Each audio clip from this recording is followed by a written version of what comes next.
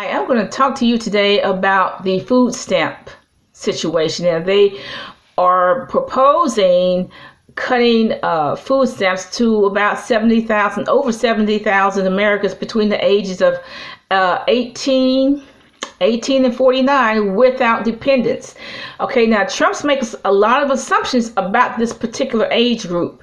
He's saying the economy is good, so these people can go get work and feed themselves. No, the economy is not good. It's only good for illegals because they're giving all the illegals the jobs.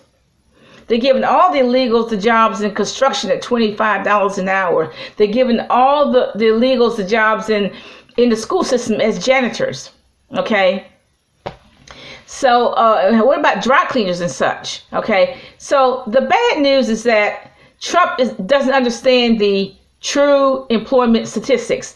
I myself do a lot of research. You got able-bodied white males, hefty, physically fit.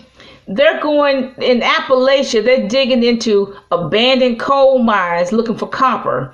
And, some of them drown. Some of them die in there. You got able-bodied white males fit. They're having yard sales, selling all that stuff just to pay the rent next month, just to buy food next month. This is what I see. And for black males, it's even worse. Okay? So Trump is mistaken that the economy is better, so that's why he's making these food cuts.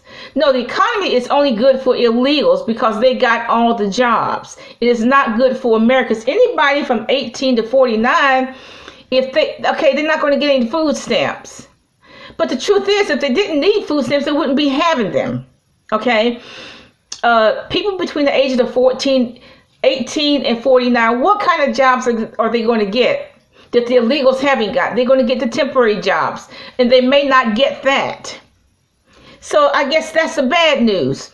What's the good news? There are still organizations like Second Harvest that takes food that nobody wants and distribute it to the poor.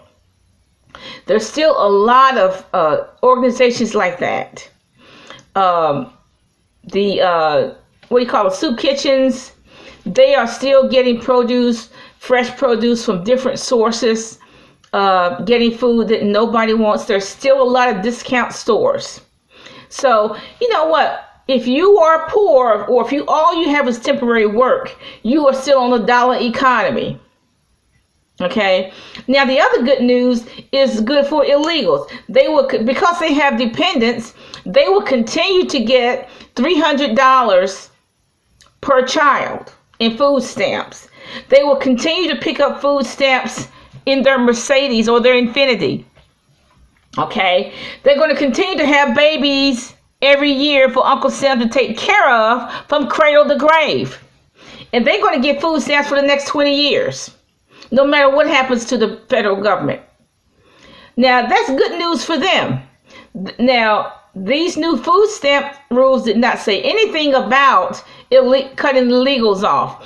Because actually, you should have to show your birth certificate when you go to social services to get any federal benefits. Illegals have no birth certificates.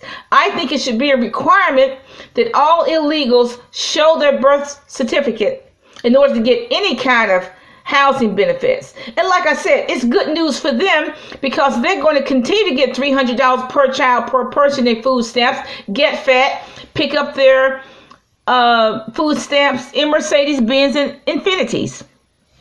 They're going to continue to get housing while Americans are in the street. Americans with handicaps are in the street. They're going to continue to get these duplexes. The government's going to continue to subsidize these houses, to subsidize these illegals in duplexes, in condominiums.